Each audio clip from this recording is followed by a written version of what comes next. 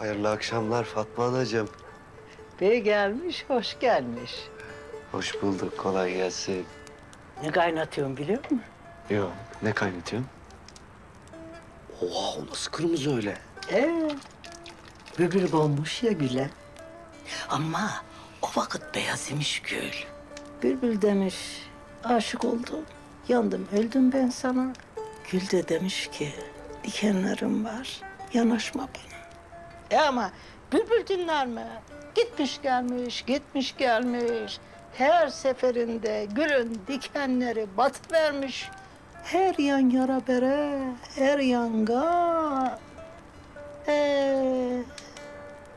Sonunda beyaz gül dönmüş kırmızı güle.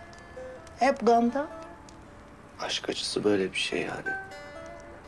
Bülbülün kanından kırmızı o zaman yani bu gül, öyle mi? Gan dediysen. Mesel ya işte bu. Gerçek gan değil tabii.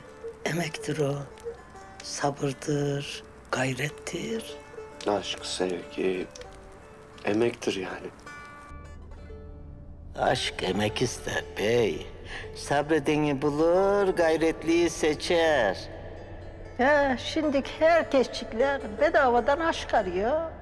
Bulamayınca da feleğe çatıyor. Ha, var mı öyle bedavadan sevda? Yok tabii. Peki beyaz kalan niye öyle? Beyaz gül niye beyaz? Onda aşk yoktur. Sırtını dönüvermiş sevgiliye. Ondandır işte. Derler beyaz güle. Ölüm derler ona. Aşk dedim mi böyle kırmızı olacak. Aşktan yani bu. Gül yaprağıyla mı yaptın? Çokça gül, acık da gelincik koydum.